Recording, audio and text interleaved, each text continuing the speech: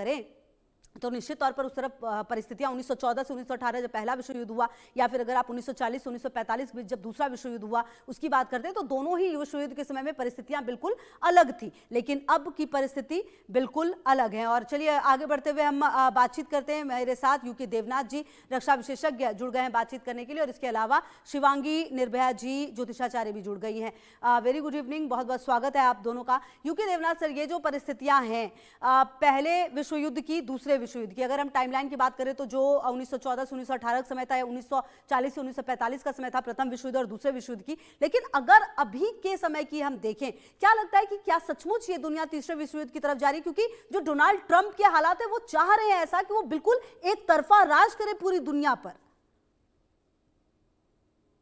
शक नहीं कि दुनिया में इस समय बहुत तनाव का माहौल छाया हुआ है। पूरी दुनिया में पहले से ही हमास और इजराइल का युद्ध हो रहा था। यूक्रेन और रूस का युद्ध अभी भी चरम सीमा पर है। अभी पिछले हफ्ते ही चीन ने ताइवान के आसपास समुद्री और वायु सीमा के अंदर बहुत इंटेंसिव और खतरनाक एयर एक्सरसाइज किए। ट्रंप जो हैं वो वेनेजुला घुस गए हैं। एक सार्वभौम देश के राष्ट्रपति और उनके पत्नी को हाईजैक करके ट्रंप ले गए हैं अमेरिका। अब ट्रंप जो हैं धमकी दे रहे हैं क्यूबा को, बोलिविया को, मेक्सिको को कि वहां से ड्रग्स की तस्करी होती है तो उनके ऊपर भी हमला कर देंगे। ट्रंप ने ग्रीनलैंड पर एक बयान दे के कि ग्रीनलैंड को भी वो कब्जिया लेना चाहते हैं, जरूरत पड़े तो फौज की ताकत पर। अब पूरा यूरोप आश्चर्यचकित है, डेनमार्क भयभीत है। ऐसी हालत में दुनिया में जो तनाव है वो बढ़ता जा रहा है। वो भारत के ऊपर भी कभी 50% और अभी बोल रहे हैं कि 500% का टैरिफ लगा देंगे। तो क्या दुनिया में इससे विश्व युद्ध चालू हो सकता है? ये थोड़ा मैं 2 सेंटेंस में कह दूं। देखिए, चीन जो है उभरता हुआ पावर है, लेकिन चीन की मिलिट्री पावर जो है फिलहाल मात्र ईस्ट चाइना सी या साउथ चाइना सी तक ही सीमित है। रूस जो है महाशक्ति है, लेकिन रूस इस वक्त यूक्रेन के युद्ध में गले तक, नाक तक फंसा हुआ है। ऐसी हालत में फ्रांस है, इंग्लैंड है, एक टाइम में ये सुपर पावर थे, एक टाइम अभी भी नेटो में इनको सिक्योरिटी काउंसिल में वीटो की पावर है, ये सब छुटभैया देश हो गए हैं और अमेरिका के पिछलग्गू ही हो गए हैं मोरलेस। तो कौन अमेरिका से खतरा मोल लेकर अमेरिका पर हमला करेगा? शायद इस वक्त दुनिया में कोई भी देश नहीं है जो कि आमने सामने की लड़ाई में, चाहे कन्वेंशनल लड़ाई हो या न्यूक्लियर लड़ाई हो, अमेरिका के साथ मोल लेगा। ईरान बार बार धमकाता है, लेकिन ईरान के पास नेवी नहीं है, आर्मी नहीं है। छोटी सी जो उनकी आईआरजी है, ईरानियन रेवोल्यूशनरी गार्ड, वो धमकियां देते रहते हैं, लेकिन ईरान भी किसी तरह से अमेरिका पर हमला नहीं कर सकता। जी ठीक है सर, मैं आती हूँ आपके पास। शिवांगी जी भी मेरे साथ जुड़ी हुई है। शिवांगी जी, देखिए, जब इस बार साल की शुरुआत हो रही थी और उससे पहले ही जब मैंने कई सारे शोज किए थे, तो लगातार जो एस्ट्रोलॉजी है उनके, ट्रंप की बात अगर हम कर रहे थे तो ट्रंप के बारे में ये कहा जा रहा था कि वो इस तरह के उटपटांग फैसले लेंगे। देखिए, साल की शुरुआत में जिस तरह के फैसले ट्रंप की तरफ से लिए जा रहे हैं, क्या सचमुच एक गंभीर समस्या आने वाले दिनों में देखने को मिलेगी दुनिया में? ग्रह नक्षत्रों के आधार पर मनोरमा जी मैं बात करूं तो नक्षत्रों का सहयोग और ग्रहों का सहयोग बिल्कुल इस तरफ इशारा कर रहा है, क्योंकि शनि मीन राशि में है और मीन में जब शनि आए थे तो प्रथम विश्व युद्ध भी हुआ था और द्वितीय विश्व युद्ध भी हुआ था और तृतीय विश्व युद्ध की भी पूरी पूरी संभावनाएं हैं। राहु का जो ट्रांजेक्ट कुंभ में चल रहा है, उनके संयोग देखूं, राहु का देखूं, शनि का देखूं, ग्रह नक्षत्रों के आधार पर इसकी नींव रखी जा चुकी है। तो युद्ध होने की संभावनाएं पूरी पूरी हैं और आगे ये जो अभी हालात बन रहे हैं ना, आगे जुलाई से लेकर और अक्टूबर के बीच हालात और बदतर होंगे। जी ठीक है। अच्छा यूके देवनाथ सर, एक बात ये भी समझाइए कि अगर इस समय में अगर तीसरा विश्व युद्ध होता है, क्योंकि कई देश ऐसे हैं जो परमाणु संपन्न हैं, तो ऐसे में क्या सिनेरियो देखने को मिल सकता है? और अच्छा, अमेरिका को ऐसा क्यों लगता है कि वो जो कहेगा वो होगा? वो जिस तरह के फैसले छोटे छोटे देशों के लिए लेगा, उन देशों को ये मानना पड़ेगा। उसको ऐसा क्यों नहीं लगता कि उन देशों की बात रखने के लिए रशिया हो, चाइना हो, भारत, ऐसे तमाम देश हैं जो सामने आ सकते हैं? हाँ खुशबू, देखो, जहां तक न्यूक्लियर हथियारों की बात है, रूस के पास 5000 न्यूक्लियर हथियार हैं। डिलीवर भी कर सकता है। अमेरिका के पास 4,500 न्यूक्लियर हथियार हैं, डिलीवर भी कर सकता है। चीन भी दावा करता है कि आज की तारीख में उसके पास 500 न्यूक्लियर हथियार हैं। वो बढ़ाकर उनको अगले 5 साल में 1,000 न्यूक्लियर हथियार बनाना का उसने टारगेट रखा हुआ है। बाकी जो देश हैं इंग्लैंड, फ्रांस, भारत, हम सबके पास 100, 200 या 300 न्यूक्लियर वॉरहेड हैं। कुछ छोटे-छोटे देश भी हैं जैसे इज़राइल, इंटेलिजेंस बोलती है कि उनके पास शायद 50 न्यूक्लियर हथियार हैं।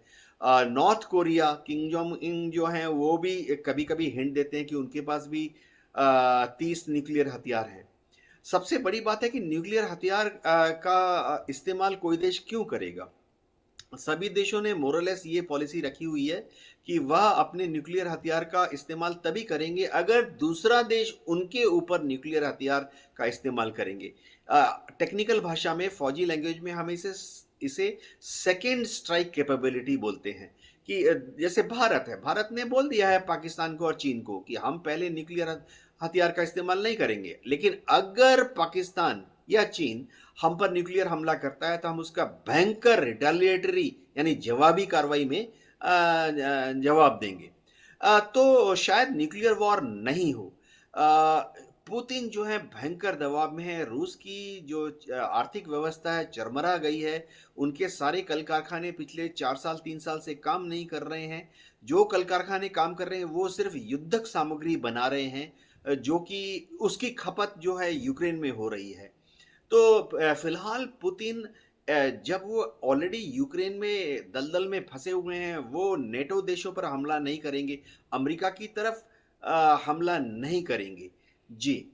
जी बिल्कुल, ठीक है सर। और कहीं ना कहीं देखिए शिवांगी जी, अगर इसी तरह की परिस्थितियां सामने आती रहीं तो आपको क्या लगता है कि कौन सा वो देश होगा जो सबसे ज्यादा नुकसान में हो सकता है? क्या वेनेजुएला, मैक्सिको, ऐसे छोटी छोटी जगह होंगी जिनको सबसे ज्यादा नुकसान होगा? और आने वाले समय में भारत की भूमिका आप क्या देखती हैं इस तरह के सिनेरियो में? जी, बिल्कुल। जो पूर्वी देश हैं, उनको सबसे ज़्यादा हानि होगी, पूर्वी देशों को। और भारत की भूमिका की अगर मैं बात करूँ, तो आने वाले 2029 तक ये चलेंगी चीज़ें और 2029 में भारत विश्व विजेता बन के आएगा, एक महाशक्ति बनकर आएगा। क्योंकि भारत के जो ग्रह नक्षत्र कह रहे हैं, उनके आधार पर ये मैं प्रेडिक्शंस कह रही हूँ, भारत वापस से अखंड भारत बनेगा, आर्यवर्त बनेगा।